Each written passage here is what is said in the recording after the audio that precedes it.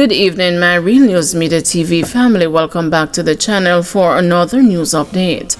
And in the news of this evening, former Hart employee among 3 arrested in $17 million fraud probe. 3 people have been arrested following 2 simultaneous targeted operations conducted by the Major Organized Crime and Anti-Corruption Agency in Montego Bay and Portmore on Friday morning.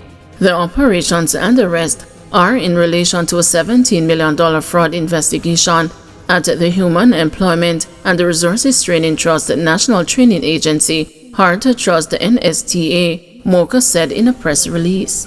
According to Major Basil Jarrett, Director of Communications at MOCA agents with operational support from the Jamaica Constabulary Force went to 2 residences, one in Montego Bay and the other in Portmore, in search of 3 persons, one a former Hart Trust NSTA employee suspected to be involved in the multi-million-dollar crime.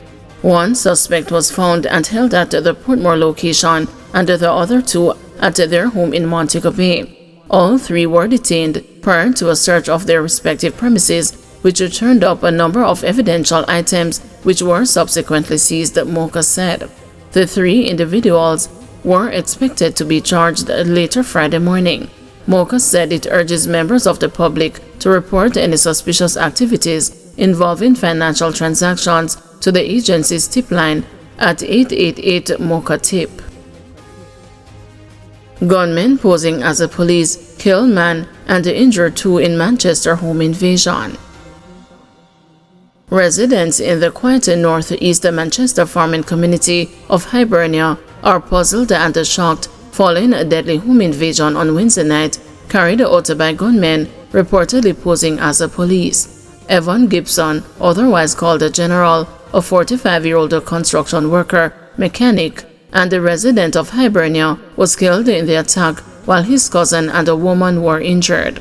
They came and knocked on the door and shouted, "Police, flying squad," a relative of the victims told the news. The relative said that Gibson's cousin opened the door, but one of the gunmen told him he was not the person they wanted.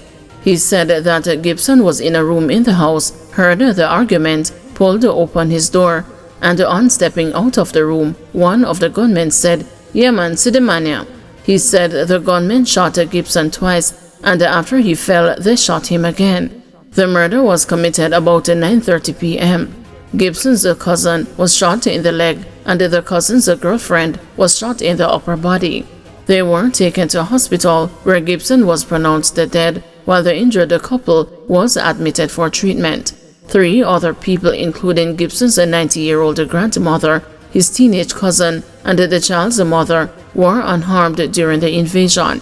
This latest incident has increased the number of people killed in Manchester since the start of the year to 47. A relative of the victims expressed the shock following the shooting. "The community not used to this, man. Every man you see around here is a farmer. The youth who dead was hardworking. If you notice on him car it say Evan Construction. I am shocked. When they called me last night and told me dropped down. They had water all about to feed me," said the relative. Gibson's father Avril told the news that his son was a hard worker. "He's my only son. Him had the first picnic out of my back. This morning I talked to him, say, 'General, come take down the decking board them.' Him say, 'Yes, daddy.' And see what happened there," said the elder Gibson. "He's a builder, he's a jack of all trades. Right now, if your vehicle come here and break down, he will drop out the engine and by morning you get back your vehicle," he added. He said he believes his son was envied for being handsome. "Him good looking, you know, the woman them like him. Me don't know if a woman them kill him over what," he said. Councillor Omar Miller of the Jamaica Labour Party Cricket Division said he knew the murder victim. He was a community man, a decent law-abiding citizen, a hard worker.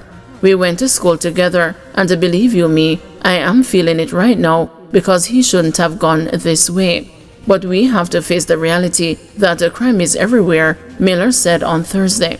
We the people have to find a way to rid the community of these kinds of criminal activities.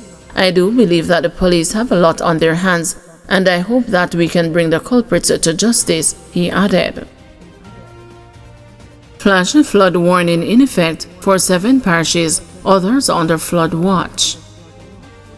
A flash flood warning remains in effect for St. Mary, Portland, and St. Thomas and has been extended to Clarendon, St. Catherine, Kingston, and St. Andrew. A flash flood watch has been issued for the rest of the island. The country continues to be affected by an era of disorganized showers and thunderstorms. The forecast is for mostly cloudy conditions, with periods of showers and thunderstorms to continue across the island, especially across eastern and south-central parishes through to Friday evening. The Met Service says, due to the periods of rainfall over the last few days, the ground is highly saturated and the flooding and the landslides are likely to occur across eastern and south-central parishes. Prime Minister Holness unlikely to rein in MPs for racially divisive comments, says Clyde Williams. Political commentator Clyde Williams is not convinced that Prime Minister Dr. Andrew Holness will rein in government members of Parliament for racially divisive comments on the political platform. Members of Parliament Everald Warmington and Juliet Cuthbert Flynn have been roundly criticized by civil society group National Integrity Action, as well as the private sector organization of Jamaica, for their racially charged comments against opposition leader Mark Golding. National Integrity Action has called for Dr. Holness to publicly rebuke the named parliamentarians for their racist remarks. But Mr. Williams says he would be surprised if Dr. Holness takes such action. He believes that the actions will continue as the campaign heats up for the next general parliamentary election. As far as the JLP is concerned, it's a payback to the PNP for how the PNP had used the race card against Mr. Edward Siaga. So I see it as a straight political expedient, unprincipled, but I don't expect Cuthbert nor Warmington to back off, and I don't expect the leader of their party to come out and tell them to cool their heels, he reasoned. St. Anne farmer killed in truck crash. A farmer of Stephanie St. Anne perished in a motor vehicle crash along a section of the Minard Main Road in Brownstown on Thursday. The man has been identified only as Ralph. He was a passenger in the back of a Toyota Dyna truck which was traveling northerly when it collided with another truck. The police say the driver of the Toyota Dyna lost the control of the truck and failed to keep left. Ralph was flung from the vehicle. He sustained multiple head injuries and was rushed to hospital, where he was pronounced dead. St. Thomas residents worried about flooding amid prolonged rain. Some residents of Portmarant in St. Thomas are fearful they will be forced to seek higher ground if the rain continues, as the floodwaters threaten their properties. The residents told the news that the Portmarant Square has been flooded from the western approach at the bridge and the north from Curtis Bottom. They complain that the lack of proper drainage is to be blamed for the flooding. The residents are calling for China Harbor Engineering Company to act quickly to create a proper drainage system that would allow the water to flow to the sea. Dinsdale Smith, counsel for the Portmarant Division, said business is being stifled due to the flooding in the area. The challenge we really have now is, until those works are done, how do we stay alive and keep the Portmarant Square District Center alive? There are people who cannot open, have not opened their restaurants for 3 and 4 weeks, some for longer than that, restaurants that cannot get approval to start cooking again, and all of these businesses that are in the Portmarant Square are being starved, he lamented.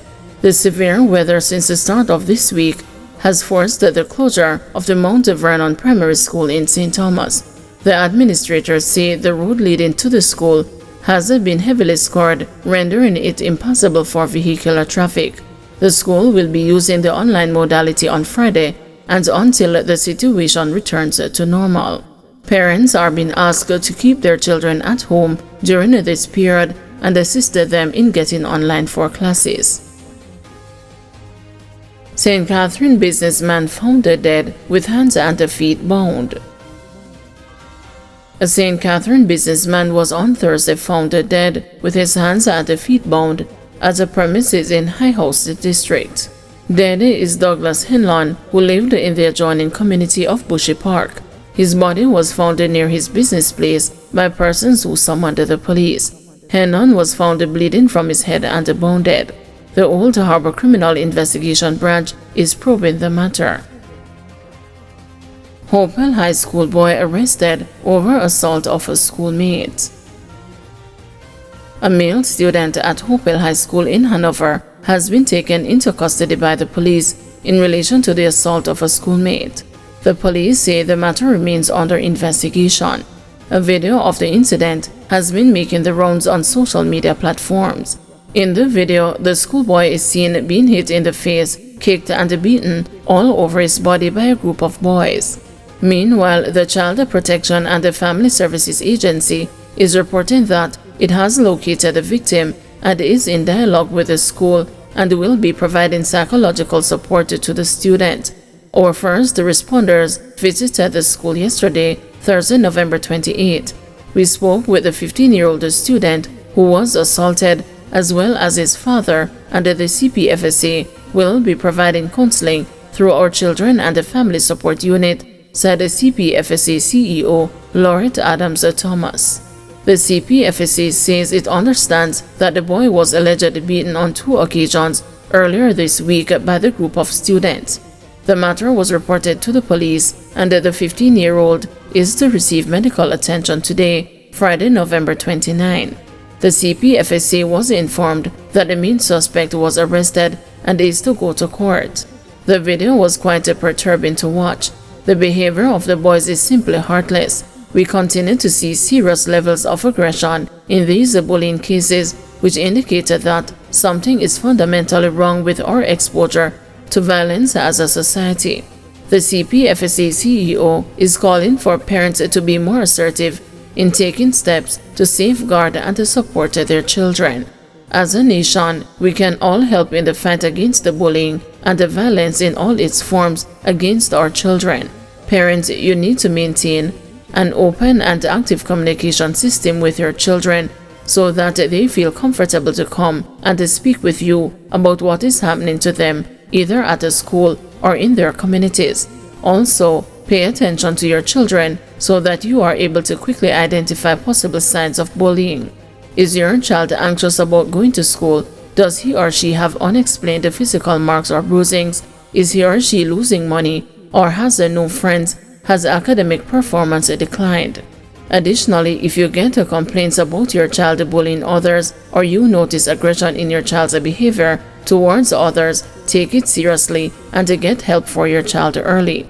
Most importantly, we need to be good role models to our children. Remember, violence begets violence, Adams Thomas has said. Thank you everyone for watching. See you tomorrow morning at 6 a.m. for another news update.